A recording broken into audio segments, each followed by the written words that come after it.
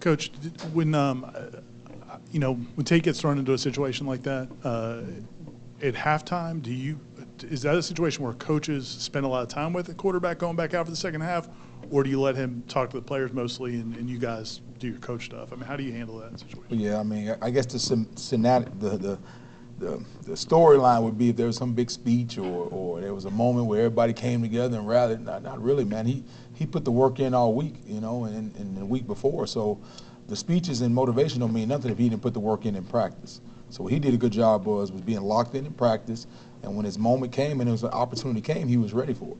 But if he didn't put the work in before, it wouldn't have mattered. So that's what, Coach does a good job of preaching is you don't never know when your moment's going to come, but just make sure you're prepared for it. He was just prepared for it.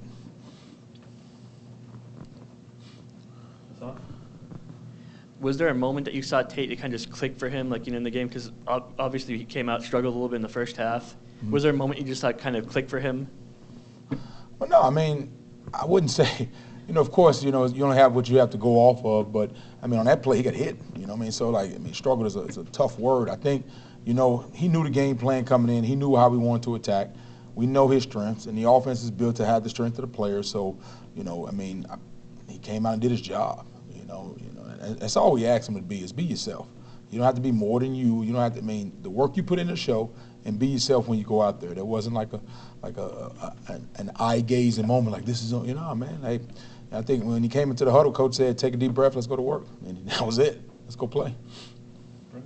On the second touchdown, the ultimate game-winning touchdown, mm-hmm. Can you just walk us through what the play call was? And it seemed on trained eye that it was as perfectly executed as possible by both quarterback and receiver. Well, Tate did a good job because, that wasn't the first option. So, the first option was taken away, and that was the second option. He got a good job with his eyes and getting back to it, and he delivered a good ball. And that's what we talked about. None of this works unless Tate was mentally locked in practice, understands the game plan, and Tate's not – he's been in for a while with us. So he knows what's going on. He understands the expectation of the offense, so he did a good job. But that was just him doing a good job of first thing he's taken away, what's my second option? He got to and threw a good ball.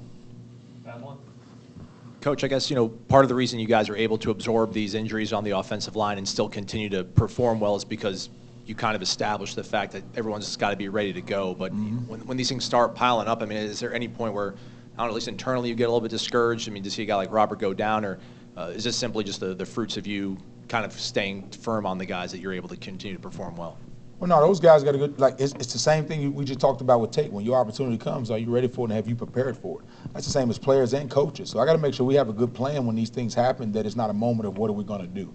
If we get to a moment of what we're going to do, then I did a poor job, Now, so I got to make sure we understand if a guy goes down, who's going in, what's expected, and were they given enough reps during the week to be able to perform. And so that's what we do, And of course, nobody wants these players to get hurt. That's not the goal. We feel bad for that and all that kind of things, but the game, we always say, it's 100% injury rate. If you play this game long enough, eventually you'll be hurt. You can ask anybody that plays it. So we just want to make sure we have a plan moving forward and we give guys the confidence to go out there and perform when their number gets called. There are a lot of 6, 7 guys out there playing basketball, doing different things. Mm-hmm. How rare is it for Johnny to do what he does in terms of blocking, running routes, the things he can do on a football field? Well, Johnny's a good player. He's of course we're going to see the highlight plays, but when you look at plays away from the ball, like you talk about blocking, being engaged in practice, and guys that get to come out of practice, we've seen Johnny do this. So it wasn't like an overly celebration. We were happy he got to display the work he's been putting in. But no, Johnny's a little different, man. You talk about that height, size, strength, mentality, and that's what I want to give him more credit. Anything, his mentality. I saw it in mat drills when he first got here. The first couple of mat drills, he was struggling. But that's going to tell that told me who he was, because he bounced back and started working hard. He didn't let it get the best of him. So when I saw that, I knew Johnny was going to be fine. So yeah, we'd like to get some bigger guys in here from that basketball court, but I understand both ways. Brendan, what's the value of having someone like Darius Washington, who, guys have talked about this before, can play 5 spots, for him to be ready, I guess, for that moment? How important was that? Darius played a lot of reps of tackle in this program, so it wasn't like some big speech or anything. He's, Coach, I got it. The biggest thing for Darius is he's developed as a center. He's been a center. He played starter at center. He's played a lot of guard, and he's tackle position. That's normal for him. He played that for the last 2 years as a starter. So him getting in there was no big adjustment. He was fine. He was ready. That's what he can do it.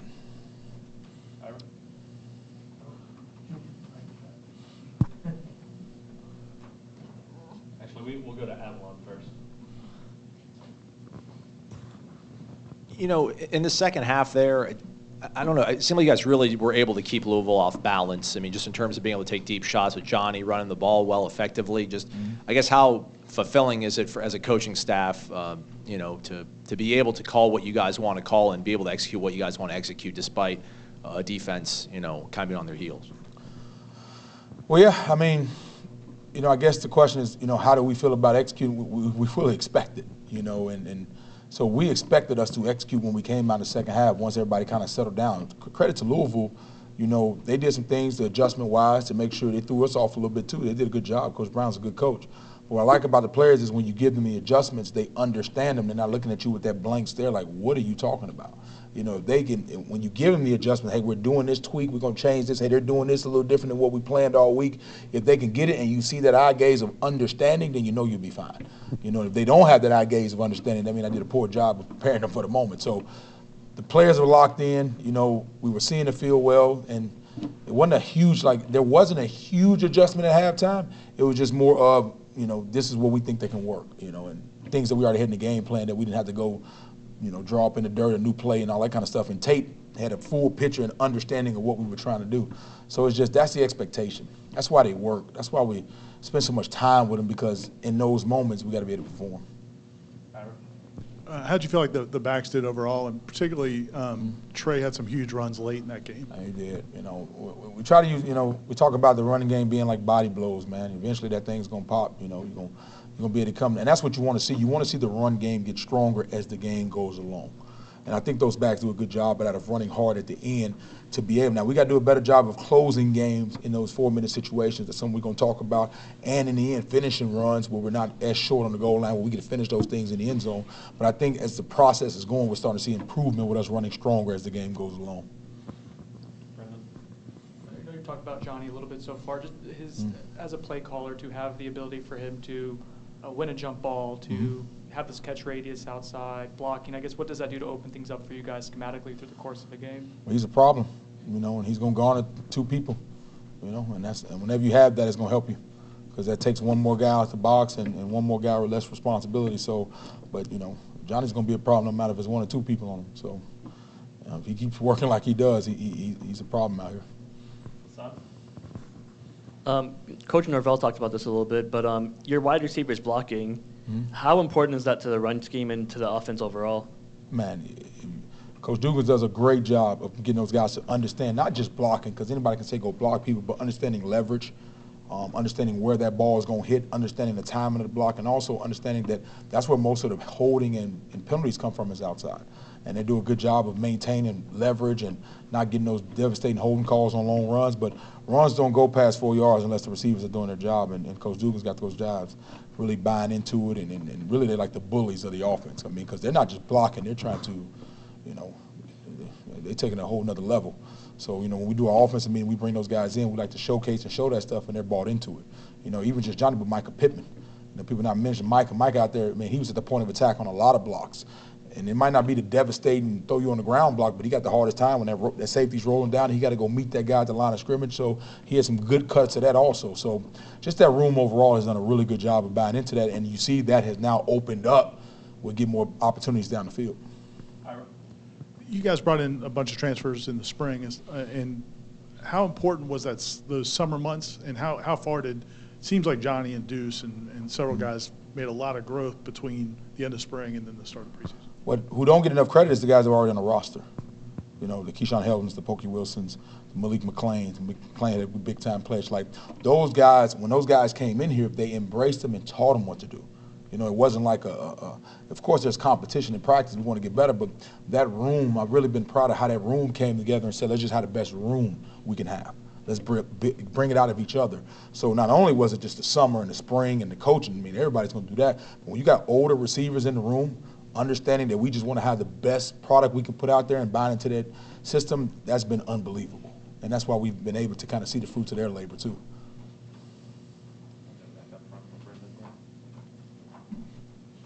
We're going to have to stick you guys together moving forward.